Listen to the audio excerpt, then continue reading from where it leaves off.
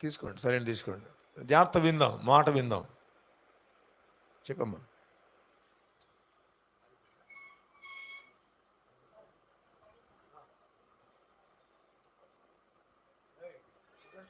దేవుని పరిశుద్ధ నామానికి మహిమ కలుగును గాక.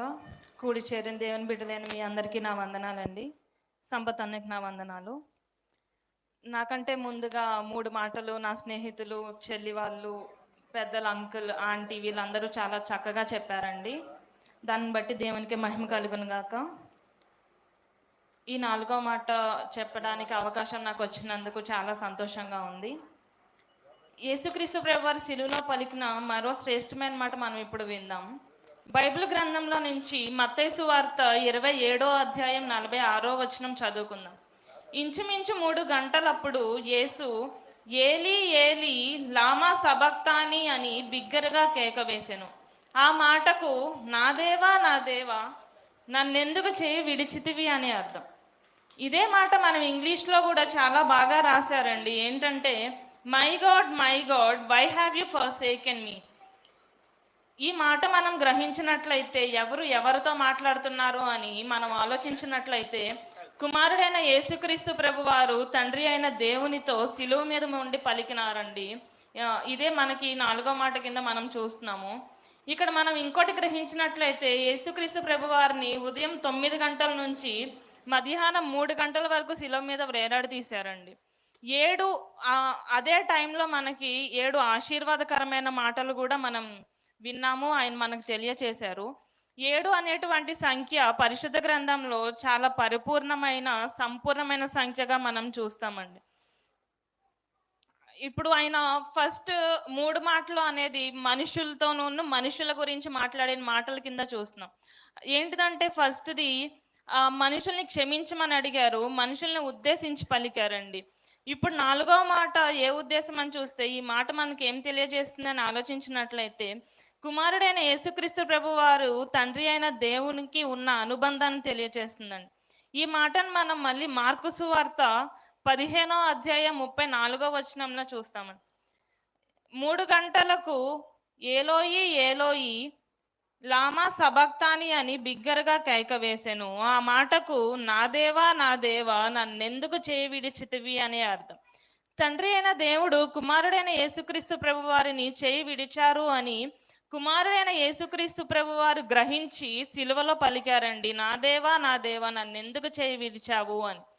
దేవుడు పరిశుద్ధుడు, దేవుడు పవిత్రంగా హృదయం కలిగిన వాడు గనుక అటువంటి స్థితిలో ఉండి కూడా మన పాపాల నిమిత్తమై, మన దోషాల నిమిత్తమై, మన కోసం ఆయన పాపి అని ఎంచబడి ఆయన చేతిని తండ్రి విడవలసిన వచ్చిన సిచ్యుయేషన్ వచ్చినా సరే ఆయన మన చేతిని విడిచిపెట్టకుండా మన పాపాలకై ఆయన మనల్ని పరిశుద్ధపరచడానికై ఆయన కలువరి శిలువలో మరణించారండి. మనం ఇప్పుడు ప్రజెంట్ ఇక్కడ ఈ లోకంలో చూసినట్లయితే మనకు నచ్చిన వారిది కానీ, మన స్నేహితులది కానీ, మన తల్లిదండ్రులది కానీ ఎవరిదో ఒకళ్ళ చేయ పట్టుకుని నడవడానికి ఇష్టపడుతూ ఉంటాం. కానీ మనం ఎప్పుడైనా ఏసే చేతిని పట్టుకుని నడుద్దామని ఎప్పుడైనా అనుకున్నామా అండి? ఏసే మనందరి కోసం శిలువలో మరణించాడు అని గ్రహించి విశ్వాసం ఉంచి నీవు నేను ఆయన చేతిని పట్టుకుని నడవగలిగితే మనల్ని పరిశుద్ధంగా చేయగలరండి. మన పాపస్థితిని, మన రోత స్థితిని, మన దూషణ స్థితిని మార్చగలిగిన పర్సన్ ఎవరైనా ఉన్నారంటే అది మన కోసం కలువరిలో ప్రాణం పెట్టిన యేసుక్రీస్తు ప్రభువారే. దేవునికి స్తోత్రం.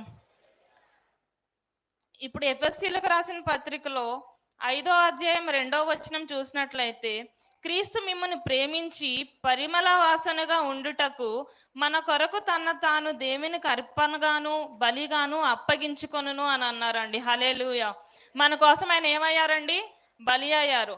అది ఎవరైనా నువ్వు ఇప్పుడు మనల్ని అన్ఎక్స్పెక్టెడ్గా ఒకరు వచ్చి సడన్ అటాక్ చేసి చంపేశారండి యేసేని, ఆయనకి తెలియకోకుండా ఏమన్నా జరిగిందా అంటే లేదు, తనను తానుగా బలిగా అర్పించుకున్నాను అని చెప్పారండి. ఈ మాటను మీరు చూసినట్లయితే మనల్ని పరిమళ సువాసనగా చేయడానికి తనను తానే దేవునికి బలిగా అర్పించుకున్నారు. ఏదైనా ఇప్పుడు ఈ లోకంలో మనల్ని ఎవరైనా ఒక సహాయం కావాలి అని అడిగామనుకోండి, ఎవరైనా చేస్తారా? చేయరు. అటువంటిది ప్రాణం పెట్టమని మనం అడగాల్సిన అవసరమే లేదు. మనం వాళ్ళని ఎంత రిక్వెస్ట్ చేసినా పెట్టరు. అటువంటిది మనం అడగకుండానే మన పాపాలకై మన దోషాలకే ఆయన కలవరి శిలువలో బలి అయ్యారంటే మనం ఆయనకి ఎంత శ్రేష్టమైన వాళ్ళమండి. హల్లెలూయా. యేసుక్రీస్తు ప్రభు వారిని ఇప్పుడు తండ్రి అయిన దేవుడు ఆయన చేతిని విడిచిపెట్టారు అని ఆయనకి కూడా తెలిసి విడిచిపెట్టారని తెలిసిన వెంటనే యేసయ్య మన చెయ్యి ఏమన్నా విడిచిపెట్టారా అంటే లేదండి. ఆయన మన చేయి విడిచిపెట్టినట్టు పరిశుద్ధ గ్రంథంలో లేఖనాల్లో అసలు ఎక్కడ ఏమీ తెలియపరచట్లా. ఆయన ఎప్పుడు మన చేతిని విడిచిపెట్టడానికి ఇష్టంగా లేరండి. ఆయన ఎప్పుడు మన పాపాలకై మన దోషాలకై చనిపోయి మనల కోసమే ఆయన ఈ లోకానికి వచ్చారని మనం తెలుసుకుని ఉండాలండి. ఇప్పుడు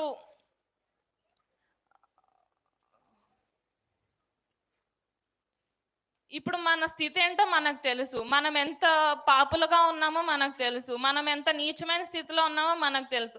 మనకే ఇన్ని తెలిసినప్పుడు మనల్ని సృష్టించి ఆయన రూపంలో చేసుకున్న ఆయనకి మనం ఏంటో తెలీదా అండి? మనం ఎటువంటి పాపంలో ఉన్నామో ఆయనకి తెలీదా? సో అందుకే నీ పాపాలకే నేను చనిపోతున్నా అని చెప్పి మనతో చెప్పి ఆయన చేయలేదండి. ఆయన హృదయపూర్వకంగానే ఆయన వెళ్ళి మన కోసమే ఆయన అంతా చేశారండి. ఆయన ద్వారా ఎంతమంది స్వస్థత పొందారో, ఆయన బోధ ఎంతమంది విన్నారో మనకు తెలుసు. ఏంటంటే మూగవారికి మాటలు వచ్చాయి, గ్రుడ్డివారికి చూపు వచ్చింది, చెవిటివారు వినగలుగుతున్నారు, కుష్టి రోగులు స్వస్థపరచబడ్డారు, పక్షవాయువు గలవారికి ఆయన మహాకృప చేత స్వస్థత పొందుకున్నారు. కానీ ఆయన సిలువేసే టైంలో వీళ్ళు ఎవరైనా ఆయన పక్కన ఉన్నారా అండి? ఎవ్వరూ లేరు. అందరూ విడిచిపెట్టేశారు. చివరాఖరికి ఆయన సొంతగా ఎంచుకున్న ఆయన శిష్యులు కూడా ఆయన విడిచిపెట్టేసి వెళ్ళిపోయారండి. ఆయన కలువరి శిలువలో చేసి ఒంటరి, ఆ ఒంటరి పోరాటంలో ఎవ్వరూ తోడుగా లేరు. ఆ తోడుగా లేని పరిస్థితిలో, ఆ సిచ్యువేషన్ లో కూడా ఆయన ఎవరి మాట తీసుకుని లోకానికి మన కోసం వచ్చారో తండ్రి అయిన దేవుడు, ఆయన కూడా చేయి విడిచిపెట్టేపాటికి ఆయన పెయిన్ తీసుకోలేక నా దేవా నన్ను ఎందుకు చేయి విడిచితివి అని అన్నారండి. హల్లెలూయా.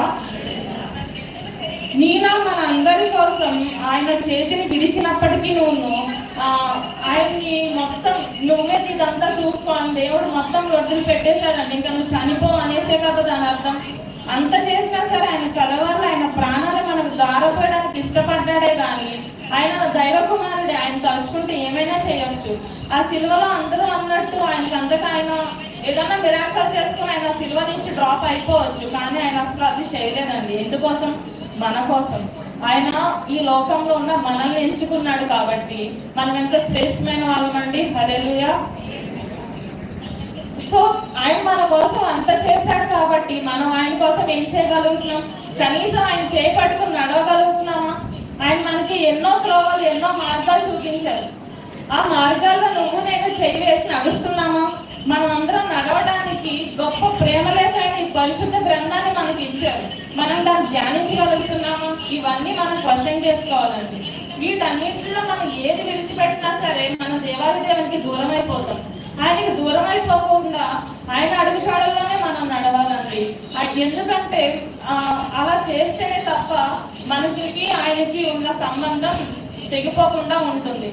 ఫర్ ఎగ్జాంపుల్ చూసినట్లయితే కోడి తన బిడ్డలని తన రెక్కల చాటుని ఎలా కాపాడుకుంటుందండి? ఏదన్నా గ్రద్ద వచ్చి తీసుకెళ్ళిపోయిద్దా, లేకపోతే కాకి వచ్చి ఏమన్నా చంపేస్తా అని చెప్పేసి తన రెక్కల చాటుని ఎలా అయితే కాపాడుకుంటూ వస్తుందో ఆయన బిడ్డలమైన మనల్ని కూడా ఆయన ప్రతి సెకండ్, మినిట్ కాదండి, ప్రతి సెకండ్ ఆయన కాపాడుకుంటూనే వస్తున్నారు. ఒక 1 సెకండ్ మనకి ఇప్పుడు ఏదన్నా ఒక టాస్క్ ఉండింది, అది చేయడం మనం మర్చిపోయాం అనుకో, నెక్స్ట్ చేసుకోవచ్చు. అలా దేవుడు మనల్ని మర్చిపోతే మళ్ళీ జ్ఞాపకం చేసుకోవడానికి మనం ఇక్కడ ఉంటాం. అది కూడా మనం ఆయనతో ఉన్నామా లేదా అనేది మనం ఈ లోకంలో చేసే దాన్ని బట్టి ఉంటుంది. ఇప్పుడు మనల్ని కూడా ఒక కోడి లాగానే ఆయన కూడా ఆయన రెక్కల కింద దాచుకుంటున్నారు కాబట్టి, ఎందుకు దాచుకుంటున్నారు? మనం కూడా ఆయనలాగా పరిశుద్ధులుగా ఉండాలని చెప్పేసి. ఆ పరిశుద్ధత మనకు రావడం కోసమే ఆయన కలువరి శిలువలో మనందరి కోసం రక్తం కార్చారండి. ఆయన మన కోసం ఒక మానవుడిగా వచ్చి రక్తం కార్చారు అన్నప్పుడు మనం ఎంత ఇంపార్టెన్స్ ఇవ్వాలి వాళ్ళకి? ఫర్ ఎగ్జాంపుల్, ఈ లోకంలో ఉన్న ప్రేమను చూస్తే నువ్వు లేకపోతే చచ్చిపోతా అనే మాట వరకే ఉంటుంది, కానీ చనిపోతారా? లేదండి.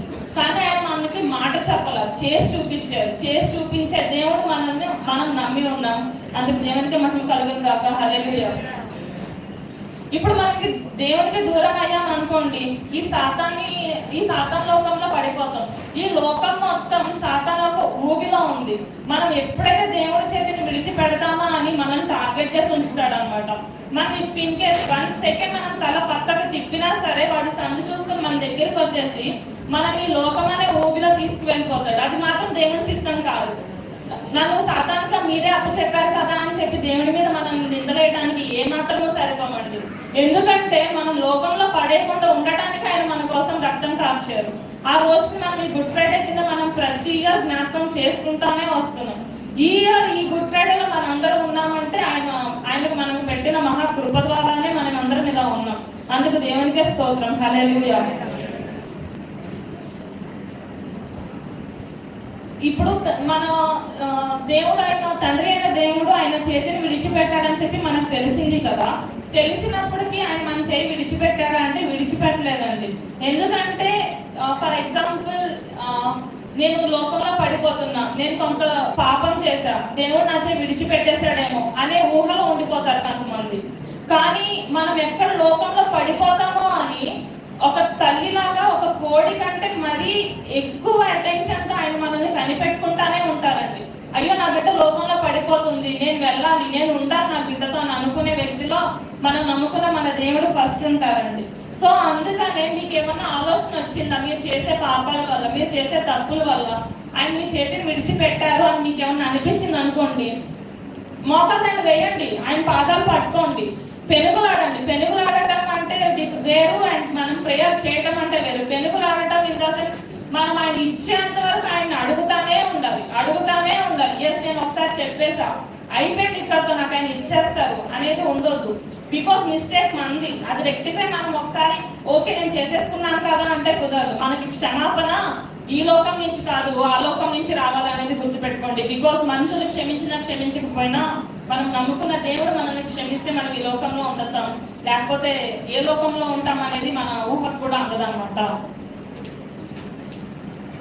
సో మీరు ఆయన్ని అడగండి, యేసయ్యా నేనేదో పాపం తెలుసో తెలియకో చేశాను, దయచేసి నన్ను క్షమించు, నా చేయి పట్టుకో, నా చేయి విడవద్దు అని చెప్పి మీరు అడగండి. వెంటనే ఆయన మీకు సమాధానం ఇస్తారు. నేను నీతోనే ఉన్నాను, నువ్వు నా చేతిలోనే ఉన్నావు, ఇదిగో నా చేతిలో నిన్ను చెక్కుకొని ఉన్నాను అని చెప్తున్నారు. హల్లెలూయా. ఆయన పట్టుకునే మనం బ్రతకలేమండి. ఎందుకంటే మనం ఈ లోకంలో జీవించగలుగుతున్నాము అంటే అసలు మనం ఇప్పుడు 1 సెకండ్ ఊపిరి పీల్చుకుంటున్నాము అంటే ఆయన కృపలైతే మనం ఉండదు.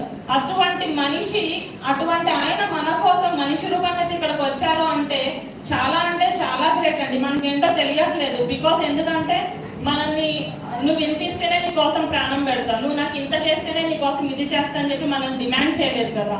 సో అందుకే మనకి ఆయన ప్రాణం పెట్టిన విలువ తెలుసుకోలేకపోతున్నాం కావచ్చు. సో అలా ఎవరూ ఉండకండి. ప్రాణం అనేది ఎంత ఇంపార్టెంటో ఈ లోకంలో ఆ పర్టికులర్ మనిషి లేకపోతేనే తెలుస్తుంది. ఆ పర్టికులర్ మనిషి ఉన్నంత వరకు మనం గ్రహించలేమండి. ఇప్పుడు దేవుడు మనతోనే ఉన్నారు, మనం మాట్లాడుతున్నాం, మనం ప్రేయర్ చేస్తున్నాం, మనకి ఇమీడియట్ గా ఆన్సర్ వచ్చేస్తుంది కాబట్టి మనకు ఆయన విలువ తెలుసుకోలేకపోతున్నాం కావచ్చు. కానీ ఇఫ్ ఇన్ కేస్ ఇందాక చెప్పినట్టు ఇంకా అన్నయ్య కూడా మనకు చాలాసార్లు చెప్తా ఉంటారు, ఒకసారి ప్రేయర్ చేసి నాకు సమాధానం వచ్చేస్తుంది, రావట్లేదు అంటే నిరీక్షణ లేకుండా దాన్ని వదిలేసి లోకంలో పడిపోయి అరే ఎన్నిసార్లు చేయాలరా, అరే ఏంట్రా ఇదంతా, నాకు అసలు ఆన్సర్ రావట్లేదు, దేవుడిని ఎన్నిసార్లు అడగాలి. నిరీక్షణ ఏది మనకి అడిగిన వెంటనే సమాధానం వచ్చేసేది అయితే అది అసలు యూజ్లెస్ అనమాట మన లైఫ్లో. నేను ఒక దాని గురించి నిరీక్షిస్తున్నా, దానికోసం ప్రేయర్ చేసుకుంటున్నా, దానికోసం వేచి చూస్తున్నా. నేను ఖచ్చితంగా మీ అందరికీ త్వరలో ఆ శుభవార్త చెప్తానని ఆశిస్తున్నా. హల్లెలూయా. సో మనం నిరీక్షణ ఉంచి ఆయన్ని పదే అడగాలి. ఆయనకు తెలియదా మనం అసలు ఎప్పటికీ అనుకోకూడదు. ఆయనకు తెలుసు. ఇప్పుడు మనం అమ్మకి తెలుసు కదా పిల్లకి పర్టికులర్ టైంలో ఆకలేస్తుంది, నేను భోజనం పెట్టాలి అని. అది ఎప్పటి వరకు పెడుతుంది మనం అడగకుండా. మనం చిన్నప్పుడు అప్పుడే నడక నేర్చుకుంటున్నప్పుడు మనకి నోట్లో నుంచి మాట రానప్పుడు మాత్రమే అదే టైం అయింది పెట్టాలి అని అనుకుంటుంది. అప్పుడు నీకు ఆకలేస్తుందా లేదా నీ తల్లికి నిజంగా తెలుసా? లేదు. టైం బట్టి నీకు అన్నం పెట్టేస్తుంది. కానీ నీకు సర్టెన్ ఏజ్ వచ్చింది, నువ్వు మాట్లాడగలవు, నువ్వు అన్నం తింటేనే నీ ఆకలి తీరుతుంది అని నీకు తెలిసినప్పుడు నువ్వు అడిగితే తప్ప నీకు భోజనం పెట్టదు. నీకు ఆకలి లేదు అని చెప్పాను అనుకో వదిలేస్తారు. మళ్ళీ నీకు ఆకలేస్తే అనుకో, బికాస్ ఒకసారి అలా పస్తులు ఉంటే ఆ కడుపు మంటకి నెక్స్ట్ టైం నుంచి అయినా నువ్వే తింటావు అనేసి. సో దేవుడు ఎప్పుడు అలా చేయలేదండి. సో మనం దేవుడు కూడా అరే నా బిడ్డ నా దగ్గరికి వచ్చి నాతో మాట్లాడతాడు. ప్రేయర్ ఇన్ ద సెన్స్ ఏంటి, మనం డైరెక్ట్గా ఆయనతో మాట్లాడతాం. మనం ఎప్పుడైనా ఒక ఫ్రెండ్స్ ఉంటారు, బెస్ట్ ఫ్రెండ్స్, మాట్లాడకుండా ఉండగలుగుతామా? ఉంటాం కదా. దేవుడు కూడా మన దగ్గర నుంచి అదే ఆశిస్తున్నాడండి. మనం వెళ్ళి ప్రేయర్ చేసి ఆయనతో మాట్లాడితే మన పట్ల కార్యాలు జరుగుతాయి. ఇది ఒకటి మాత్రం దృష్టి పెట్టుకుని ఆయనతో ప్రేయర్ చేయడానికి, ఆయనతో మాట్లాడడానికి మొహమాటం అస్సలు పడకండి. బికాస్ చెప్పాను కదా, నేను ఈ పాపం చేశాను, అయ్యో దేవుడు నాతో మాట్లాడు, అయ్యో నేను ఈ పాపం చేశాను దేవుడు నాకు మొహం చాటేస్తాడేమో అస్సలు అనుకోవద్దు. ఎందుకంటే మనం ఏదైనా తప్పు చేస్తేనే వాళ్ళతోనే దేవుడు ఇంకా దగ్గరగా ఉంటాడు. ఎందుకంటే వాళ్ళకే దేవుడు అవసరం ఉంది కాబట్టి. హల్లెలూయా. ఎప్పుడు మీ హృదయంలో దేవుడికి మాత్రం మొట్టమొదటి స్థానం ఇవ్వండి. అప్పుడు ఈ లోకంలో ఉన్నాయి అన్ని మన కాళ్ళ దగ్గర పడేస్తాడు ఆయన. ఆయన అంతటి సామర్థ్యుడు, అది మనందరికీ తెలుసు. హల్లెలూయా. ఇప్పుడు మనం ఏదన్నా ఒక సమస్యలో ఉన్నాం అనుకోండి, ఆ సమస్య నుంచి ఒక తప్పు చేసి ఒక సమస్యలో మునిగిపోతే అది కరెక్ట్గా జరిగింది. నా దగ్గరికి నువ్వు నన్ను అడిగావా? అడగలేదు కదా. నువ్వు నన్ను అడగకుండా నేను నీకు ఎందుకు చేస్తాను దేవుడు అండు. నువ్వు ఏదైనా ఒక సమస్యలో ఉన్నావు, చాలా బాధపడుతున్నావు, అప్పుడు దేవుడు అంటాడు, ఆయన అనుకుంటాడు అరే నా బిడ్డ ఇంత సమస్యల్లో ఉంది, నన్ను అడగడానికి ఏమన్నా ఇదవుతుందేమో, నేను ఉండాలి అని అనుకుని వెంటనే వచ్చి ఆ ప్రాబ్లంకి పర్టికులర్ సొల్యూషన్ ఇచ్చి తప్ప ఆయన ఎక్కడికి వెళ్ళదు. ఇప్పుడు నార్మల్గా మనం బైబిల్లో చూస్తామంటే ఏమంటారంటే ఆయన బిడ్డని ముట్టిన వారు ఆయన కంటి పాపను ముట్టినట్టు అని అంటారు. సో అటువంటి ఆయన వేరే వాళ్ళని వచ్చి మనల్ని ఏమన్నా అంటే ఆయన చూస్తా ఊరుకుంటారండి?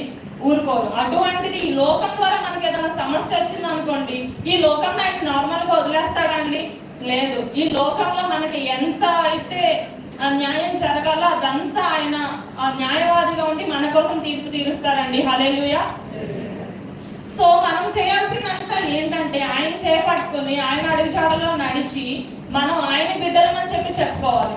ఆయన బిడ్డలమని ఎలా చెప్పుకోవాలి? ఇప్పుడు మనం దేవుడు నమ్ముకున్నాం, ప్రతి ఆదివారం మందిరానికి వస్తున్నాం, ఎక్కడంటే అక్కడ ప్రేయర్కి వెళ్తున్నాం. సో దేవుడు నమ్ముకున్నట్టేనా? రక్షణ తీసుకున్నాం, ఓకే, బాప్తిసం తీసుకుంటేనే పరలోకం వచ్చింది అని చెప్పి అందరికీ తెలుసు. సో రక్షణ తీసేసుకున్నాం, సో మనం ఆయన చేతుల్లో ఉన్నట్టేనా? కాదండి. పరిశుద్ధ గ్రంథం ఉంది మన దగ్గర. ఆయన మనతో మాట్లాడిన ప్రతి మాట ఉంది, ప్రతిదీ ఉంది. ఆయన చెప్పిన మాట ప్రకారంగా ఆయన మాటలో ఆయన త్రోలో నడుచుకుంటా వెళ్ళినప్పుడే మనం ఆయన చేతుల్లో చేసి ఉండినట్టు, మనం ఆయన దగ్గర ఉండినట్టు. ఆయన ఎప్పుడు మనతోనే ఉంటారు, అది ఓకే. మనం కూడా ఆయనతో ఉండాలి అంటే ఆయన మాటలో ఆయన త్రోలో వెళ్ళాలన్నమాట. అప్పుడే మన పాపాల నిమిత్తం, మన దోషాల నిమిత్తం ఆయన పెట్టిన ప్రాణానికి ప్రాయశ్చిత్తంగా ఉంటుంది. అందుకోసం ఆయన మనందరి కోసం ప్రాణత్యాగం చేశారు. చివరికి ఆయన తండ్రి చేతిలో నుంచి కూడా ఆయన విడవబడ్డారు. ఇప్పుడు మనకి ఏదన్నా ఈ లోకంలో పేరెంట్స్ ఉంటారు, మనకి ఏదన్నా ఒకటి పలానా ఫ్రెండ్ నన్ను కొట్టారు అంటే నెక్స్ట్ మినిట్ అక్కడికి వెళ్ళిపోయి ఎందుకు కొట్టారు, ఏంటి, మా అమ్మాయి చేసింది ఏంటి, మా అబ్బాయి చేసింది ఏంటి అని అడుగుతారు కదా. అదే చనిపోయే స్టేజ్ వచ్చింది అంటే ఏ తండ్రి అయినా ఈ లోకంలో వాళ్ళ బిడ్డను వదిలేసి వెళ్ళి మా వేరే పనులు చూసుకుంటారా? మనం తండ్రి అయిన దేవుడికి వేరే వాళ్ళం. ఆయన సొంత కొడుకు మనందరి కోసం ఇక్కడికి పంపించారు. కానీ ఆయన చేతినే తండ్రి అయిన దేవుడు విడిచిపెట్టారు అంటే మనం ఎంత గొప్పగా ఉన్నామండి ఆయన దృష్టిలో. సో మనం ఎంత గొప్పగా ఉండాలి, ఎంత గొప్పగా జీవించాలి ఇక్కడ మనం ఆయన బిడ్డలుగా చెప్పుకొని, కల్మషం లేకుండా, స్వార్థం లేకుండా, కోపాలు చూపించుకోకుండా. ఫస్ట్ మాటలో చెప్పారు క్షమాపణ. ఆయనకున్నంత క్షమాపణ మనకు అసలు ఉండదా వస్తుందా రాదా తెలీదు. క్షమాపణ ఎంతవరకు ఉంటుంది? రీసెంట్గా ఒకటి చూశాను, ఏంటంటే నేను క్షమిస్తాను కానీ మర్చిపోను అని ఒకటి అంటారు. అంటే క్షమాపణ అంటే ఏంటి? ఒక మనిషిని పలానా చేశారంటే అది గుర్తుపెట్టుకుని గ్రడ్జెస్ తీర్చుకుని ఇట్లా చేయడమా? లేదు. అది కంప్లీట్గా అక్కడితో వదిలేయాలి. ఇంకా తను నీకు ఏమీ హాని చేయలేదు, ఇదే పెట్టుకోవాలి. అది నిజమైన క్షమాపణ.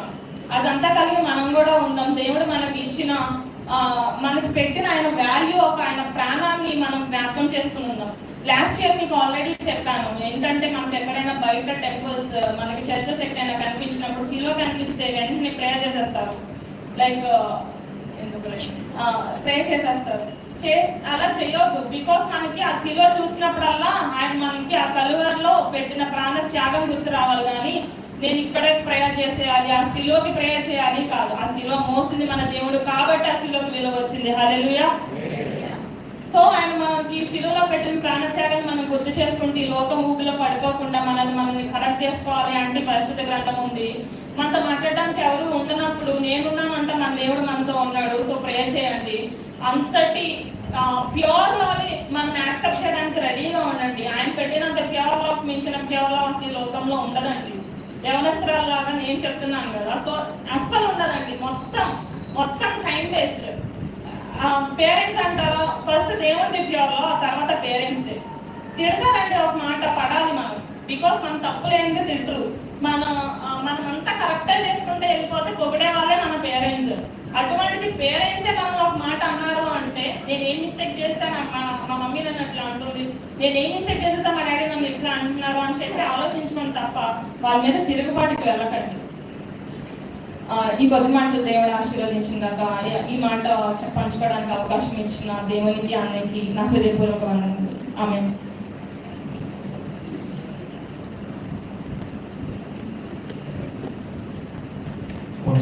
స్తోత్రం చేద్దామా?